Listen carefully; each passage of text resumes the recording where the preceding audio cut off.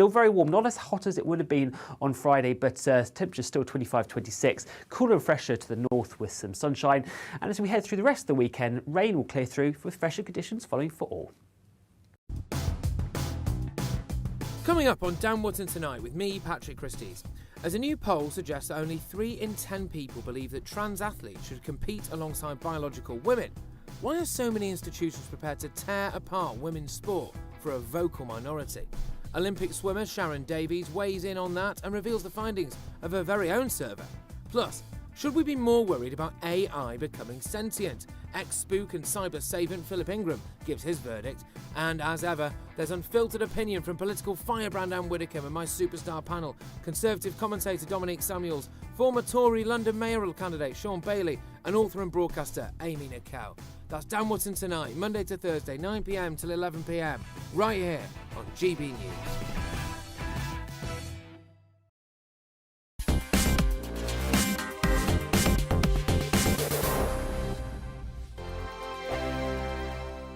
We are GB News. We're right across this great nation. On TV, on radio, on digital. Absolutely everywhere. We don't talk down to you. We embrace all voices. With honest and civilised conversation. We're not part of the establishment. We're one of you. And we're only getting started. Join us on GB News, The People's Channel. Britain's news channel. Every morning from 6 o'clock, we'll wake you up with GB News Breakfast with all the stories you didn't know from the night before. So whether it's serious news, entertainment, or your own views from all over our great nation, we're here to kick off your day with a smile. And the national media should be reflecting and reporting what's happening here. You will notice the northwestern accents. Whether you're with us on TV, radio, or online, every morning, it's breakfast from 6 a.m. Hope you can join us. Join us for Ministry of Offence, the comedy panel show that's just like the news, in that the left fights the right and it doesn't really seem to matter who wins. We cover the big stories. It was in fact a troop of baboons and not angry vegans. I like that. And the really important stories. Fat naked cow gets stuck in swimming pool. It's a headline in a lot of local newspapers. Yeah. We're on the same team, Nick. Yeah, but I'm just helping you. Join us for Ministry of Offence, Saturday nights, 8 o'clock on GB News. I'm Dan Wootton. Join me Monday to Thursday from 9 to 11 for the feistiest and most fun news debate on TV, where free speech reigns. I'll bring you a sharp take on the day's biggest stories, bombshell newsmaker interviews, and A-list guests. And I guarantee you, no spin, no bias, no censorship, and no reason to go to bed. That's Dan Wootton Tonight, Monday to Thursdays from 9 on GB News.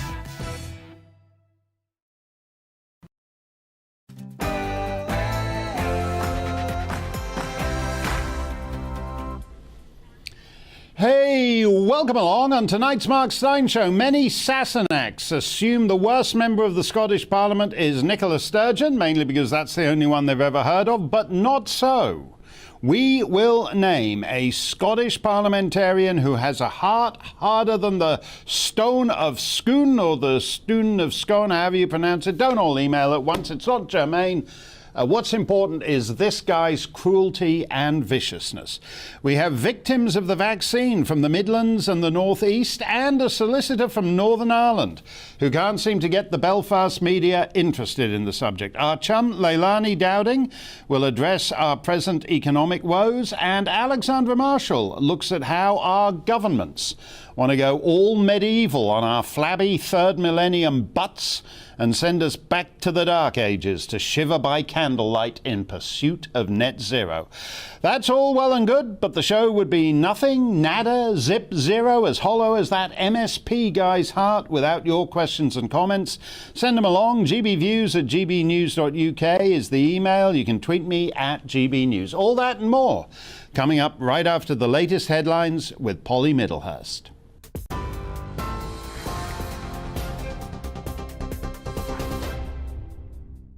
Mark, thank you. Good evening. The top stories on GB News. Boris Johnson may not replace his ethics advisor after Lord Geidt unexpectedly quit yesterday. Number 10 saying the Prime Minister's now carefully reviewing the position. In his resignation letter, Lord Geidt said he was placed in an impossible and odious position over a plan to risk breaking the ministerial code. He described it as an affront, saying he could have no part in the plan. Boris Johnson has defended his actions, saying he was merely seeking advice on how to protect a crucial national industry. In other news today, the interest rate is at its highest for 13 years. The Bank of England setting the rate to 1.25%. That's up from 1%. It's the fifth consecutive hike as the Bank of England tries to reduce inflation. Last month, the central bank warned it could peak above 10% in the autumn, putting additional pressure on household budgets. The head of British Gymnastics has apologised after a damning report found systemic failures in the sport from junior to elite level.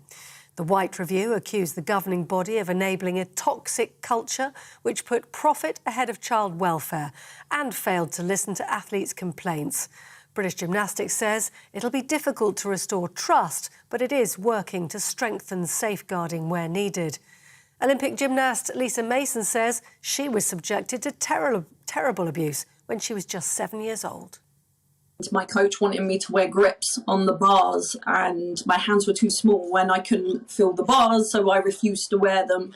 And as punishment, he put me on the bars until my hands bled, and then literally used to put our hands down and pour surgical spirit on them, and this was like a normal thing. Oscar-winning actor Kevin Spacey can return to the United States after being granted unconditional bail. In court, the 62-year-old, who's accused of sexually assaulting 3 men, wasn't asked to enter a plea. He's facing 4 counts of sexual assault and 1 count of causing a person to engage in sexual activity without consent. He strenuously denies the allegations. The Transport Secretary has warned next week's rail strikes will endanger the jobs of thousands of workers. Grant Shapps says the action is designed to inflict damage at the worst possible time, describing the walkout as an incredible act of self-harm. He's urging rail workers to reconsider their position. RMT union boss Mick Lynch says his members still hope an agreement can be reached. We want a settlement, and Grant Shapps holds the key to that. He has decided to cut funding both on London Underground and the National Railway Network by up to £4 billion. And he wants our members to bear the brunt of that. Thousands of jobs are under threat. He's saying he's threatening more jobs, but they're already under threat. They want mass redundancies. They want to slash our conditions. And most of our members haven't had a pay rise for 2 or 3 years. That's it. You're up to date on TV, online and on DAB+ radio. This is GB News, where now it's time for Mark Steyn.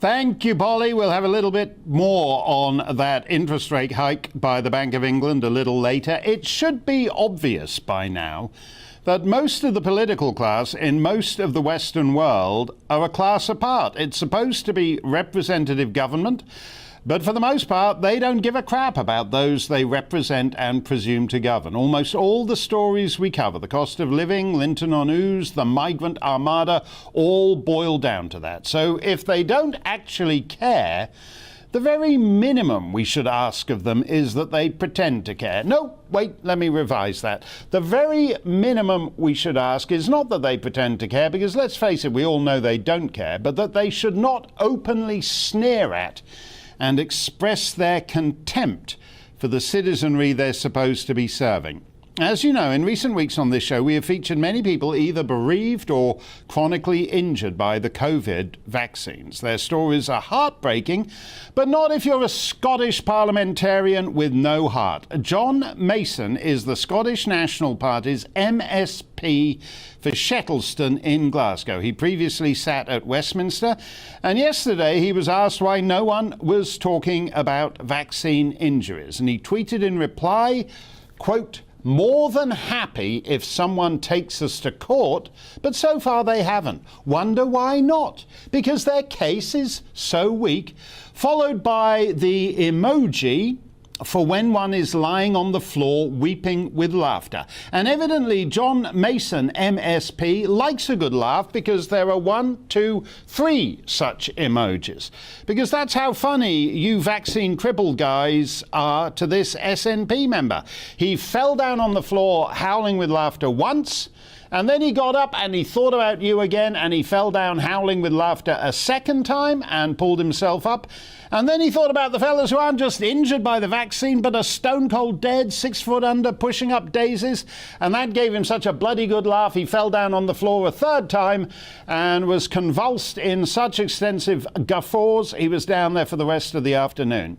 Half an hour later, when someone replied to the People's representative in a sober and substantive way, John Mason, MSP, again played it for laugh with another 3 emojis. Ha ha ha, look at them, there they are. That's 6 emojis. That's 6 times he's rolling on the floor, weeping with laughter. Sure, you've got myocarditis from the vaccines, you've got blood clots in the brain, you've got Guillain-Barré syndrome, you've got Ramsay-Hunt syndrome, but he's lying on the carpet clutching his sides because your injuries and death are so bloody hilarious, the laughing is causing him pain.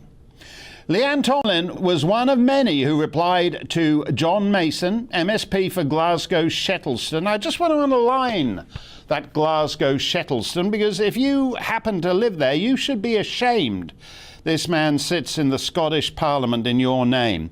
Anyway, Leanne Tomlin was one of many who replied to the bum, quote, "My little brother is 6 years old and has to grow up without his mum after she died from the COVID-19 vaccine, and vile human beings like that laugh at us." John Mason, MSP for Glasgow Shettleston, is not just laughing at you, he's having a 6 emoji corpsing on the carpet fit, laughing at your dead mum. And by the way, Leanne has a coroner's certificate for her mother's death. Let's take a look at it. See that? Cause of death, adverse reaction to a COVID-19 vaccination. In fairness to Mr. Mason, he has some form in this regard. 5 years ago, he called the IRA freedom fighters, prompting this walkback from his party leader. Nicola Sturgeon apologises over MSP John Mason's IRA comments. This was in the context of declining to support a memorial to 3 Scottish soldiers murdered by the IRA. So he's rather ecumenical about the deaths of his fellow citizens. He's relaxed about dead Scotsmen, dead Englishmen, dead Irishmen, dead Welshmen, whether they're killed by the IRA or killed by the vaccine. It's all just a massive 6 emoji titter to him. Still, even a heartless creep like John Mason has to preserve electoral viability. So today he claimed he wasn't laughing at the vaccine injured, just at the preposterous notion that there is any significant number of them. Quote, "I am laughing at those who claim to have evidence of mass vaccine injuries but refuse to go to court with that evidence. Why won't they go to court and test their claims?" Well, sorry, you third-rate hack, you don't get to plead ignorance. You actually sit on the Scottish Parliament's COVID committee. So if you're doing your job, there he is down in the bottom right-hand corner, John Mason. If you're doing your job, you should know that at the government's own yellow card site, there are some 500,000 reported injuries and over 2,000 deaths. John Mason's position is that 500,000 vaccine injuries isn't, quote, evidence of mass vaccine injuries. We asked him to take a break from laughing his socks off at dead and injured Scotsmen, and unlike Sajid Javid, he did us the courtesy of a reply. Most of it's just the usual boilerplate, but this is the substantive part. Quote, "If someone claims that the vaccines have injured them, then they absolutely have my sympathy." No, they don't. They have your 6 rolling on the floor emojis. If you're going to play it for laughs, you should at least own it. We know who you are now. He then continues, quote, "However, it seems clear on social media and elsewhere that there is a lot of exaggeration about possible vaccine injuries. The COVID committee in the Scottish Parliament, of which I am a member, has been conducting an inquiry into misinformation and disinformation. Oh, lovely. So the COVID committee isn't really anything to do with COVID at all. It's just there to enforce ever narrower bounds of free speech, just like Facebook, Twitter, Full Fact, and the other commissars of thought crime who infest our life. We'll get into the death of free speech a little later, but we're fairly open at GB News. You're welcome on this show anytime, Mr. Emoji. But right now, the only misinformant here is you in denying the very real pain of millions of people. You know, I can understand guys who say, oh, these vaccines are great crackerjack stuff, perk you up no end, nothing wrong that a seventh booster won't cure, bring it in, shoot the juice to me, Bruce. I can understand people who say, oh yeah, sure, there's a few deaths, couple of dozen, okay, a few hundred, okay, 4 figures, okay, but a year in, it's only ramping up the corpse count at double the rate of thalidomide, the last big public health scandal 6 decades ago. And let's face it, we all know every vaccine has a few risks. I can even understand in a dark Machiavellian way the government's refusal to compensate a single person under their lousy, useless compensation scheme. I can even understand Sajid Javid's refusal to acknowledge that these injured and bereaved people exist. Because once they do that, it's an admission that risks opening the floodgates on an honest evaluation of all that they have done these last 2 years. But I can't really understand the kind of man who openly scoffs at the dead and injured. That seems a new low, even by the grim standards of British public life. What do you reckon? You can tweet me at GB News, email me, gbviews@gbnews.uk. Returning to the show are Joe Ward and Kelly Hatfield, who both lost their fathers to the vaccine. This SNP guy says you have his sympathy, Joe and Kelly. How do you feel about his belated sympathy, Kelly? This morning, Mark, I woke up to see those tweets, and it's quite a sensitive week this week, with it being Father's Day on Sunday. So I'd been not myself this week, but to wake up to those tweets, I felt was absolutely disgusting, absolutely disgusting. I thought when you vote in an MP, you vote them in so that they're respectful and that they serve their constituents and, you know, respect everything and do everything in the manner that befits Parliament. And I was gobsmacked. Yep, I understand that, particularly, as you say, a couple of days ahead of Father's Day this weekend, as I'm sure you're in that situation too, Joe. You turn your thoughts to the dad who isn't here to celebrate Father's Day with the family because of the vaccines. How can it be that our elected parliamentarians, whether north or south of the border, are so out of touch that they think this is just a great big laugh, Joe? I just don't understand where he's coming from. All of the people that are injured did exactly what him and his team asked. They've obviously been injured or bereaved because of it, and now he's taking the mick out of us. I don't know what he's expecting to get from this. How can our cases be weak when you have a death certificate and we had 10 months of coroner's court, and I've read my dad's post-mortem, I've seen everything to do with my dad. How is that a weak case? Maybe it might be worth Mr. John Mason coming and sitting into an inquest with a family that may be coming up soon. Yeah, I'd like him actually to do that, because, as you say, he says he's actually defamed your fathers in death because he said that your cases are weak. You went through the court process. You did what you're meant to do. You've got a coroner's certificate that says the vaccines caused the death. He seems to be inviting you to sue the government or sue the NHS or sue the drug manufacturer. But you can't actually sue AstraZeneca or Pfizer or Moderna because they've all been given indemnity by the government, no matter how many people are dead and injured. So he seems to be mocking your legal case, knowing all the obstacles he's thrown in the way to prevent you actually making one. I mean, who do we go to? What court can we go to when AstraZeneca have got legal indemnity to being prosecuted? Obviously, we're all going through the vaccine damage payment scheme. Obviously, my application's been in for over a year now, so no help is forthcoming there.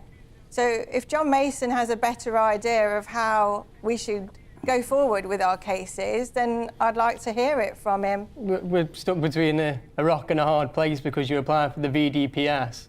It's not working. You can't go to court for the litigation route because we're not allowed. So where does that leave the injured people?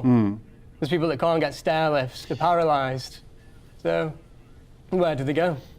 This ghastly man has tried to walk back his comments to make it appear as if he's not laughing at you, he's not laughing at your dead fathers. He's just laughing at the idea that there are a lot of people out there. He doesn't seem familiar with the government's own numbers on the rate of vaccine death and injury that's available at the Yellow Card site. Are all the politicians like this? They're just unaware, they're uninterested, and somewhere deep down they have total contempt for you, Kelly. Politicians this week have slowly started asking questions. I did see 3 questions that were asked of Parliament, and they were asking purely about the vaccine damage payment scheme.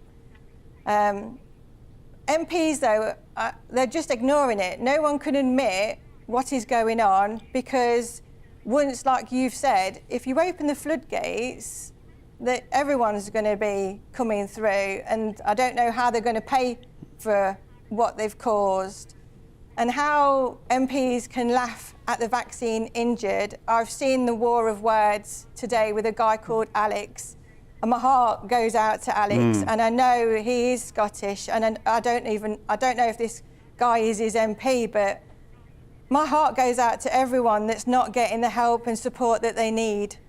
But to that, if every MP stood and said to get your vaccine, everyone knows it's affecting every single person on the planet. Why are we ignoring this? It's Sir Christopher Chope who's putting his neck on the line. Why is nobody else standing up for us? They must have done a risk assessment when they rolled this out. They must have thought, gosh, there is going to be a percentage that are injured. Well, they're still going on with it. I mean, what's interesting is that they now want to jab children basically under the age of 5. Various governments around the world, the government of Canada, the government of France, they're all insisting that there should actually be more and more jabs moving forward. And there's never ever going to be an honest assessment of how dangerous this has been if the politicians ignore you, and when they do take notice of you, they just laugh at you. Do you think this guy should actually be, that Nicola Sturgeon should suspend him from the party, withdraw the whip and make him sit as an independent? I think if Ian Blackford, and Nicola Sturgeon want that kind of team member on board, then I think the whole of Scotland need to look at what they're going to be voting for at the next round of votes, because I certainly wouldn't be voting for someone that can laugh at people that have been injured and laugh at people that have been bereaved. We have been through a hideous experience. I wonder if he laughs at everybody who's died, whether it be COVID, vaccine or anything, and has the same remarks, or is it just the same people who did what they were asked? What's so funny about that? Well, I think he thinks that you should just keep quiet about it. I mean, what's interesting is that he's not even saying, oh, well, I'm sorry your fathers died, but they died in a great cause because we managed to vaccinate everybody in the UK and that's made us all safer. He's actually just laughing at victims of government policy. I don't know why he actually is still in public life 24 hours after saying something like that, Kelly. In this day and age, how can a member of the Scottish Parliament get away with saying that about normal human beings? He was voted in by the public to represent and be respectful of us and to help everyone with their campaigns and problems that they have in life.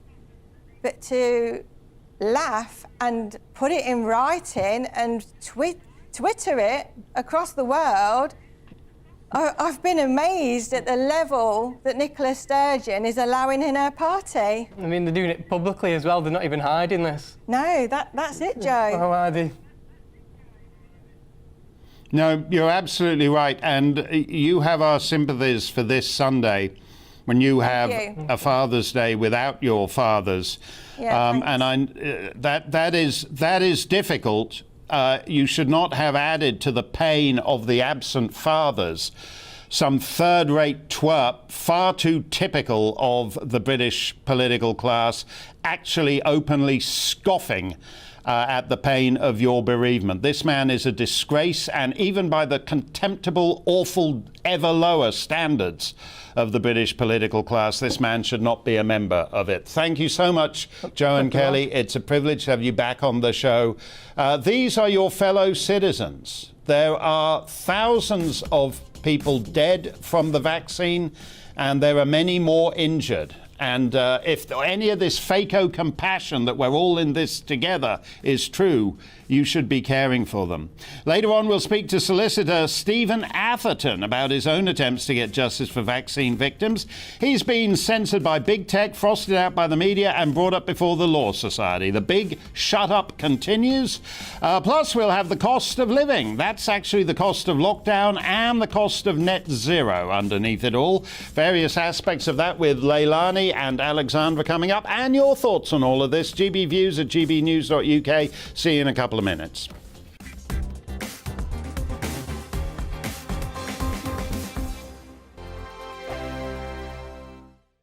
We are GB News. We're right across this great nation. On TV, on radio, on digital. Absolutely everywhere. We don't talk down to you. We embrace all voices.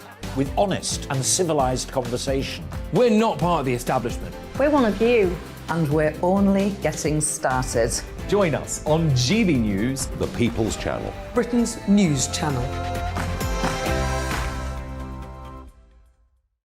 Every morning from 6 o'clock, we'll wake you up with GB News Breakfast with all the stories you didn't know from the night before. So whether it's serious news, entertainment, or your own views from all over our great nation, we're here to kick off your day with a smile. The national media should be reflecting and reporting what's happening here. You will notice the northwestern accents.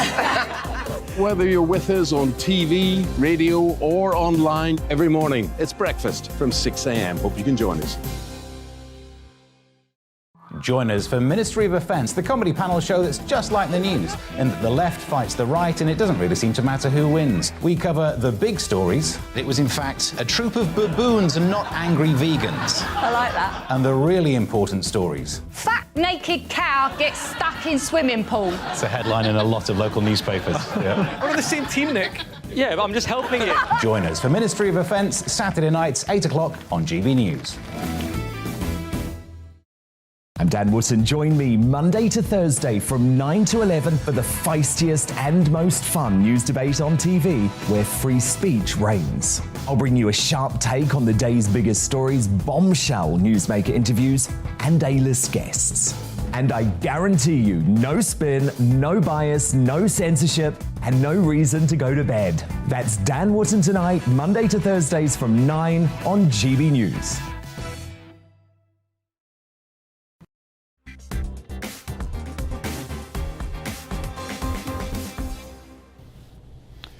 Let's get your comments. Elizabeth says about this man, John Mason, MSP, and his 6 emoji laugh at the victims of the vaccine. Elizabeth says people are too ready to be offended by everything these days, calling for others to lose their jobs over silly stuff on social media. You know, as a general rule, I'd agree with you, Elizabeth. We have far too much of that these days, certainly going back the last 2, 3, 4, 5 years to that poor lady who got on a plane in New York headed for Johannesburg and made a mildly bad taste AIDS joke just before she boarded.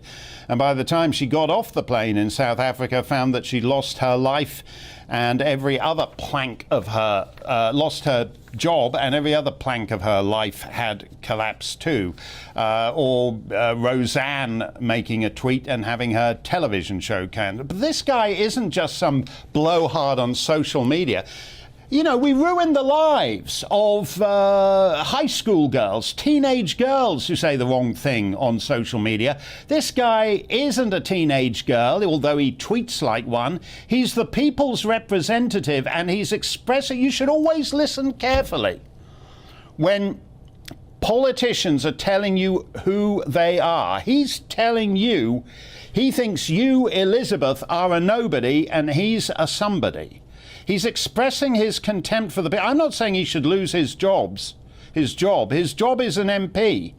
It's in the gift of the people of Glasgow. And the people of Glasgow should withdraw that gift at the first opportunity. Shelfsider says, despicable, and it highlights the contempt the political class have for us. Stefan says he's abhorrent like all SNP MSPs. I'm trying to be bipartisan, non-partisan here, but whatever corner of the kingdom you're in, whether you're in England, Scotland, Wales or Northern Ireland, you know, you can find guys like this. It's not confined just to the SNP. This morning, the Bank of England hiked its interest rates for a fifth time in an effort to rein in inflation. Inflation is real, not just at the petrol pump, but it's coming in increased mortgage payments for homeowners. If you're wondering about all these obscure terms like interest rates and increased mortgage payments, they used to be important a few decades ago. If you're extremely old, you may remember them.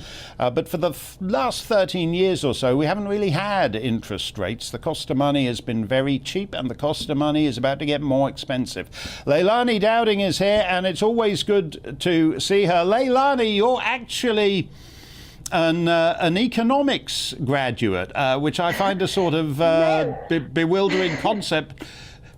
Yeah, carry on. Actually, an economics dropout. I actually dropped out of university, but I was doing economics, and I had planned to do an economics degree. But even I could see 2 years ago that, you know, lockdowns, the supply chain collapse, people getting paid to do nothing would cause hyperinflation. And this is where we are right now. You know, what I understand why interest rates and mortgage rates have to go up to curb inflation. They say it's at 9%. I think it's a lie. I think they're manipulating it with this basket, the, you know, with the electrical goods staying the same. That kind of helps pretend that inflation's really lower than it is. So I understand why they're doing it, but what I fail to understand is how they could pretend they could not see this coming. Even I, the economics dropout, could see it coming. And for 2 years, people were programmed to say, you know, if by the media, by the government, if you were to question lockdowns or the supply chain or just handing out free money, if you were to question it, you were selfish. You were putting money before, you know, lives. You were a tinfoiler if you thought that the government were going to, you know, this was going to cause hyperinflation and you could possibly lose your home and there'd be a big recession afterwards, you know. And people were just programmed like it was with a narrative. Anybody that spoke and asked these questions got immediately shut down, and you could not talk about the economic devastation that, you know, these policies would have. And now they sit there, these politicians, and they're so glib, you know, they're fluent and they're eloquent, and they're just coming out with lies and excuses, and it's like a conjurer. You know, they sit on the BBC talking about it so nicely that people forget the actual words and lies coming out of their mouth. How they couldn't imagine this happening. Well, everyone else could. We were trying to tell people this was going to happen. So of course it is. Now, add in the housing crisis, all these poor people that have been moving into suburbs to give their families a better life, they're going to be penalised at the petrol pump. These new little estates that have cropped up all around the country, they still don't have, a local supermarket within them. So people rely on transport to get to the services, to the doctors in the next town, because they haven't put the infrastructure in, because they've just popped all these houses up so quickly. And I think all these people in Westminster just think we all live we all drive around in big 4x4s if you're out of the city, which isn't the case. People are. My village has a whole load of pensioners in there driving their little cars. I have a 1.1 litre engine car that my mum gave me, and it cost £75 to fill up yesterday. So, how is the average person with 2 children supposed to be paying this kind of money out? And our government is taking half the money in fuel duty and VAT, and so it's a cash cow to them. Like, why would they want to stop it? Yeah, well, you were on top of this a year and a half ago. Can we put that tweet of Leilani's back up on the screen, the one we saw a couple of minutes ago? This is you 18 months ago, told you 2020 was the warm-up. This will never end till all the small businesses are gone, till people's homes are repossessed, till every small pub and restaurant has gone, more suicides, more mental health issues. It was perfectly obvious that if you do what the government did in 2020, that this was going to lead to inflation. All the clever the fellas who finished the course instead of dropping out like you, all profess to be baffled as to why this suddenly happened. We should just make you Governor of the Bank of England, and that you can explain the obvious to these losers. But this idea that this is not...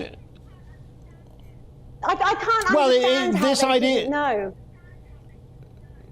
Sorry. No, of course not. It's rubbish. The idea that this is not connected to the actions taken. Oh, we had this mysterious virus and we did certain things, and now 2 years later the economy's collapsed. There's inflation everywhere. No one can afford to put petrol. Why don't you try actually? It doesn't really take any skill to draw a line between one and the other.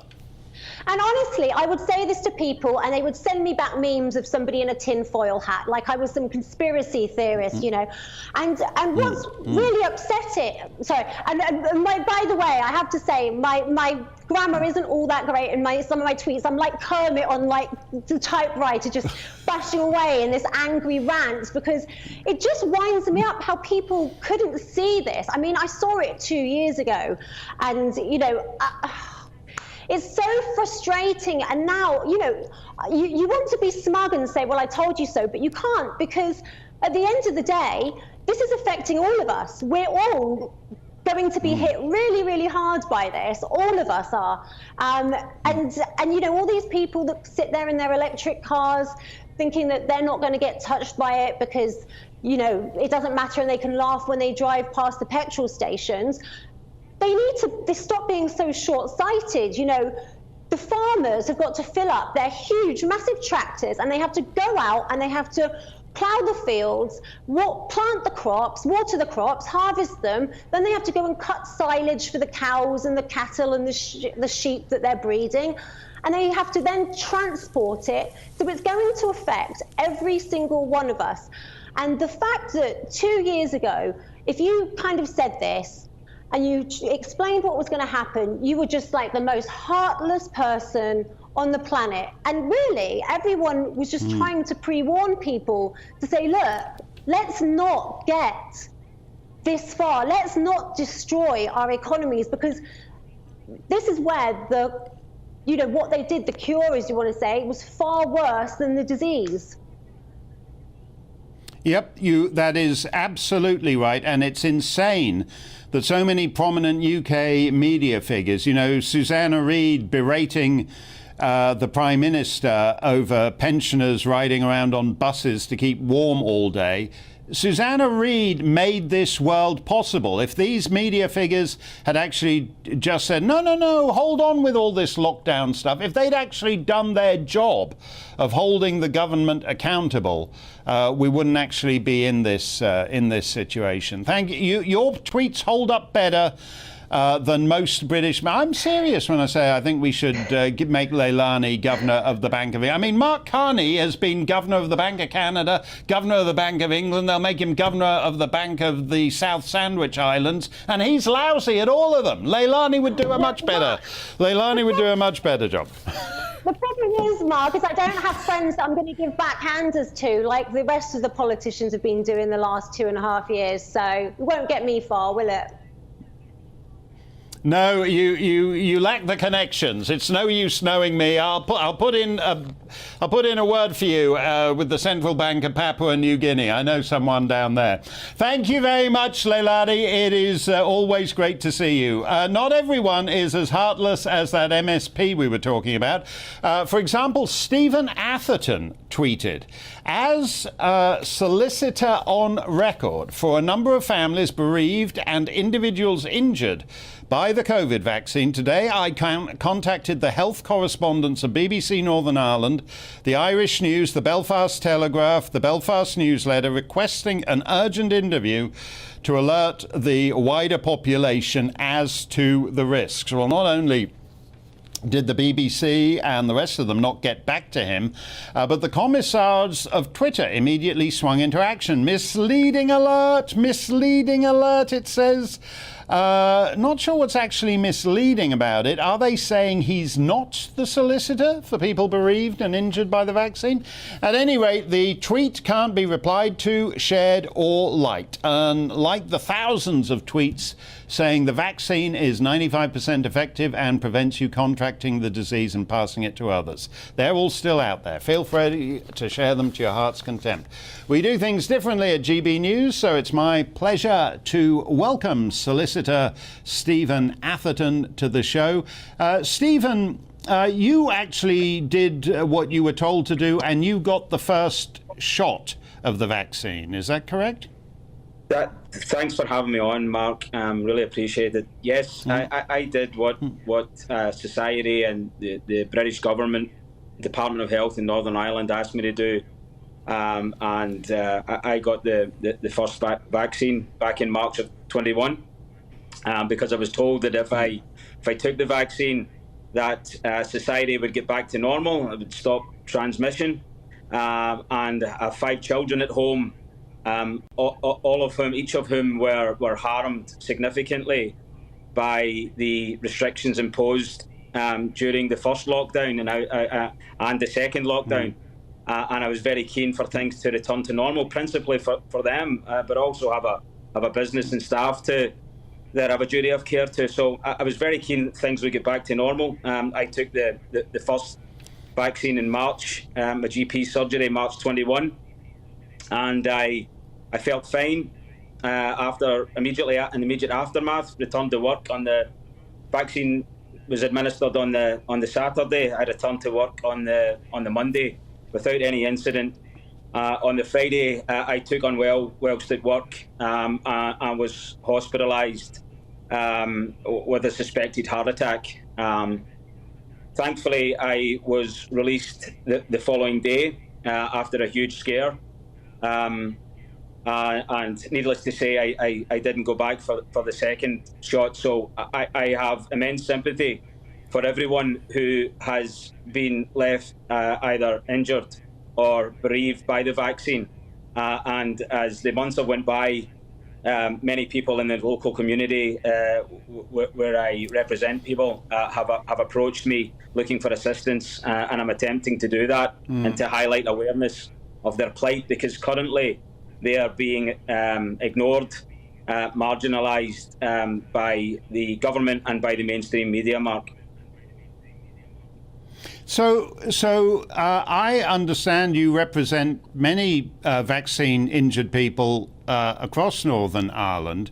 I'm told that among the legal profession, there's a reluctance to take on vaccine-injured clients, that somehow it's seen as something you don't want to get mixed up with. Is that the way many of your fellow solicitors feel about it? It's not something that's discussed, Mark, and to be honest, I'm unaware of other solicitors refusing instructions in those circumstances.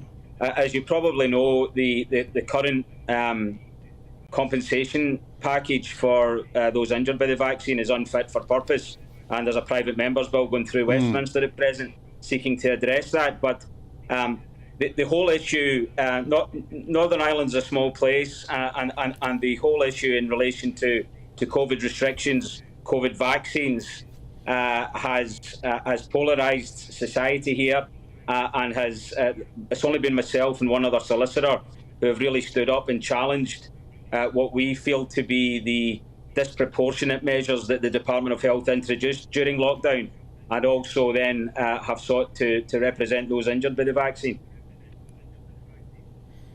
Well, you have what is supposedly and famously a divided political culture there. Of the political parties, are you getting any help, whether it's from the DUP or Sinn Féin or anybody else? Not really. There's been one MLA from the DUP, Paul Frew, who has stood up during the time of restrictions and sought relaxation. But other political parties have been very much pro-restriction, pro-vaccine. And the mainstream media has, in the main, supported the Department of Health and the Northern Ireland Executive in each and every measure that they've implemented.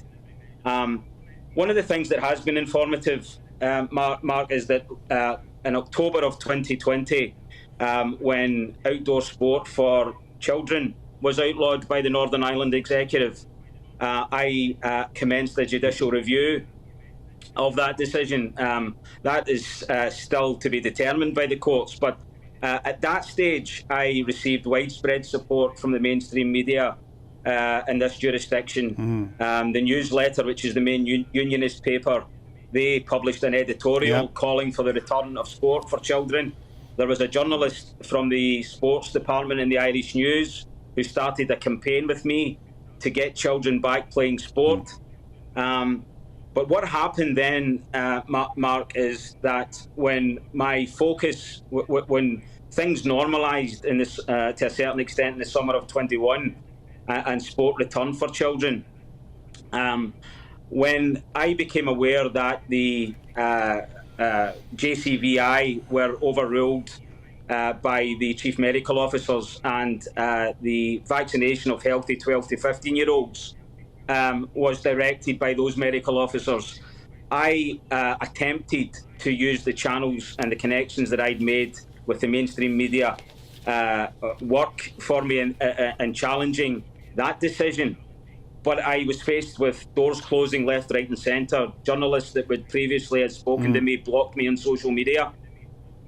I attempted to provide all of the mainstream publications, print publications, the BBC, with evidence of the harms that vaccines were doing in the United States and in Europe, because the rollout had commenced earlier in those jurisdictions for 12 to 15-year-olds.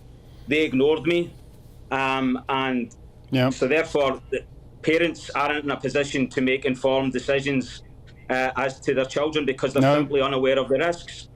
And what I've done then last weekend, which led to me being banned from Twitter, Mark, was I attempted to contact these same organisations to highlight the plight currently suffered by vaccine victims. And again, I've been ignored. Well, you're quite right. If the case is so good, well, for a start, you can't give informed consent if you haven't been given any information. And if, when you attempt to get information, you find that Twitter and Facebook and all the rest of these people are blocking everybody and shutting it down. Free speech is necessary for the concept of informed consent. Thank you very much, Stephen. We are going to keep up to date on your case and see how it goes. And when Stephen talks about the United States, here's an exchange from Senator Rand Paul of Kentucky with Dr. Anthony Fauci just a couple of hours ago in the United States Congress. Rand Paul asks, can you tell me if anyone on the vaccine approval committees ever received money from the people who make the vaccines?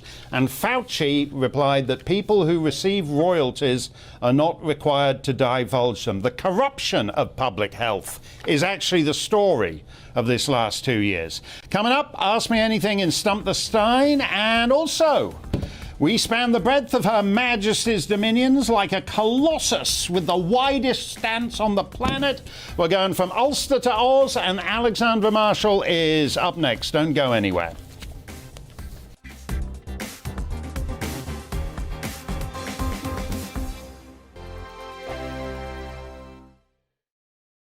We are GB News. We're right across this great nation. On TV, on radio, on digital. Absolutely everywhere. We don't talk down to you. We embrace all voices. with honest and civilised conversation. We're not part of the establishment. We're one of you. And we're only getting started. Join us on GB News, the People's Channel, Britain's news channel.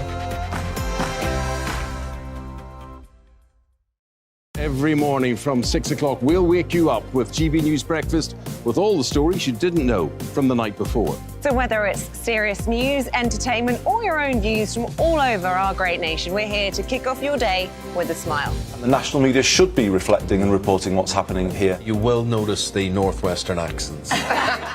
Whether you're with us on TV, radio, or online, every morning, it's breakfast from 6 a.m. Hope you can join us.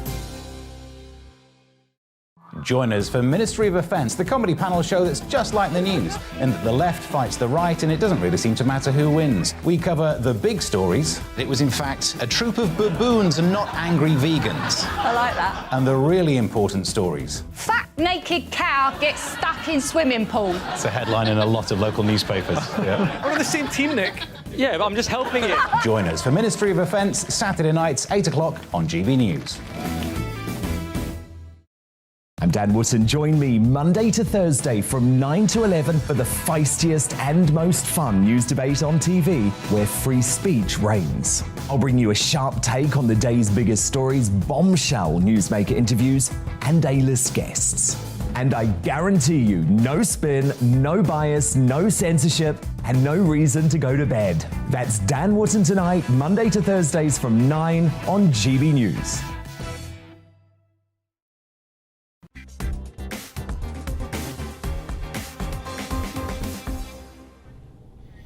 As you may have noticed, at the petrol pump and elsewhere, there's a bit of an energy crisis, just a little wee glitchy glitch as we transition from the internal combustion engine to wind-powered prancing unicorn. So in New South Wales in Australia, that used to be the lucky country. I'll try and say that with a straight face. Australia, the lucky country. Government ministers are now telling their 8 million residents to turn off the lights for 2 hours every evening to avoid widespread blackouts. Quote, if you have a choice about when to run certain items, like a toaster, don't run them from 6 to 8 in the evening, unquote. That's when the evening news is on, so if you just sit in the dark, you'll never know how bad things are. Alexandra Marshall joins us now. Alexandra, this is basically self-inflicted misery on Western societies, isn't it? Oh, well, there are two things I love about this, Mark. The first is that the people who are warned that there were going to be blackouts are the east coast of Australia, particularly the North Sydney area where the Greens and Teals were voted in, who are all climate-happy people who have voted for this whole disaster. So they got their comeuppance pretty much straight away. And the second thing is, it's happening right in the middle of the Sydney Vivid Festival, where the Lord Mayor is spending all of our money lighting up city buildings with all this electricity that apparently we're not allowed to use. So it's feeling a little bit hypocritical about the whole apocalypse, where we've got the Harbour Bridge and the Opera House and Town Hall all lit up with light, but we can't use our heaters or heat our homes. So. Yeah, that's beautiful. Actually, Sydney, when the Opera House is lit up and everything, it looks terrific. But apparently it's not apparently lighting up Sydney Opera. The theory is that lighting up Sydney Opera House will cause Tuvalu to be sunk and drowned, and so we can't have it.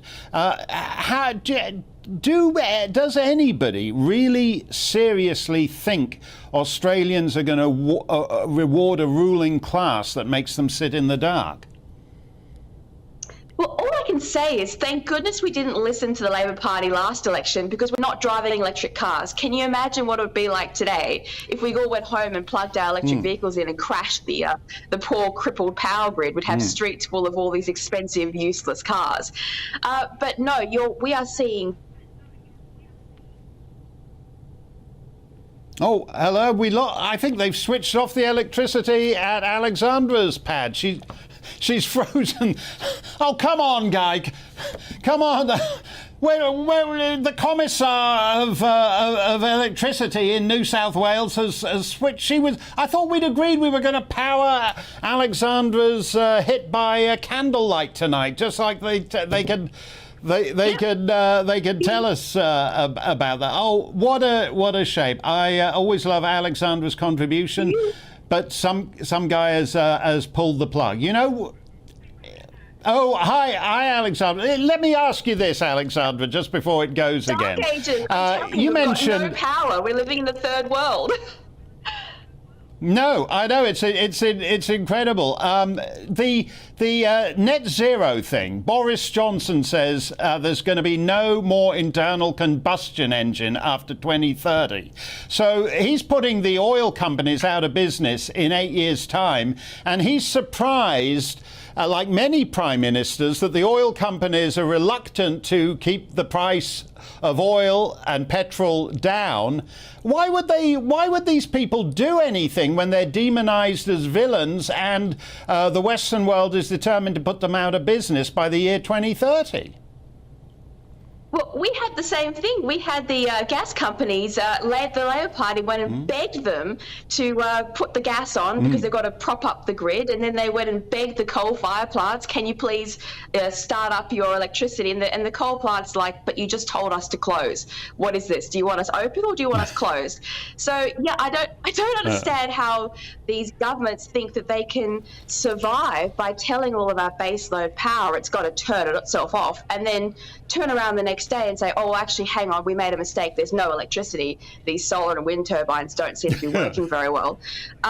It doesn't make any sense. And this is what we've been saying for a long time. The electricity grid is a hard physical constraint. So you can't politic your way out of a problem. When the lights go out, they go out. And Sydney is going to notice. And even the greenest, wokest millennial is going to kick up a fight when they can't charge their iPhone, and suddenly they're disconnected from the World Wide Web and they can't take selfies, and that will be the end of the green movement. The second they can't get their phones charged, there will be no more environmentalism. It'll be over, Mark. That'll be the end of it. We'll all be free. Hallelujah, bring it on. Thank you, Alexandra. We're going to get you an extra length candle to power next week's hit, though, with an extra long wick, because they're being tough on you down in New South Wales. Thank you very much. We'll do one quick stump. The Truth Fairy says, why is the dinghy supply in France not stopped? Someone must have an endless amount to sell. Well, you know, the dinghy business now accounts for about 68% of the French economy, because all these dinghies make only one journey. It's just one journey to England, Folkestone, Dover, Devon, and then you never see the dinghy again, so it has to be replaced. 78% of the French economy is now dinghies. That'll do it. Here is Patrick Christys for a Thumping Thursday. What you got, Patrick? Yes, Mark, cracking show as always. I was going to come dressed as your previous guest, but apparently that's not appropriate for things in the studio. But we're going to go lefty unions, OK? They're about to cripple Britain, OK? So I'm going to get stuck into those. We're also going to look at the ECHR's greatest hits with Anne Widdecombe, some of the worst people that they've kept in this country. That's good of them. Who's worse in terms of ethics, Boris or Blair? Boris is bad. Blair did the whole Middle Eastern thing, and the IRA as well, while we're at it as well. And also, people don't want trans women in sports. That's now official. It's something that we all knew. But Mark, back over to you. Cracking show as always, mate. People don't want trans women in sports, but the thought of you, Patrick, dressed as Alexandra Marshall is strangely appealing. That's all coming up after the weather. Stay safe, stay free. Hello, the fine weather looks set to continue for many areas as we head into Friday. Plenty more sunshine to come and temperatures rising further, turning very hot and humid for much of England and Wales. Cooler in the north though, with some rain. If we look at the pressure pattern then, you can see high pressure still affecting us at the moment. That's what's keeping it largely dry and fine. But as it pushes its way eastwards, we start to drag up a more southerly flow across the UK, so bringing some very high temperatures indeed across England and Wales. But cooler towards the northwest, and that's thanks to a weather front that's spreading in from the Atlantic. That will continue through Thursday evening and overnight. It's turning quite wet across Scotland, Northern Ireland with a strengthening breeze here. But elsewhere across the UK, aside from just 1 or 2 showers, it will be dry, variable amounts of cloud, and quite warm across England and Wales as well. Temperatures in cities not dropping below 15 to 17. Cooler though across Scotland and Northern Ireland.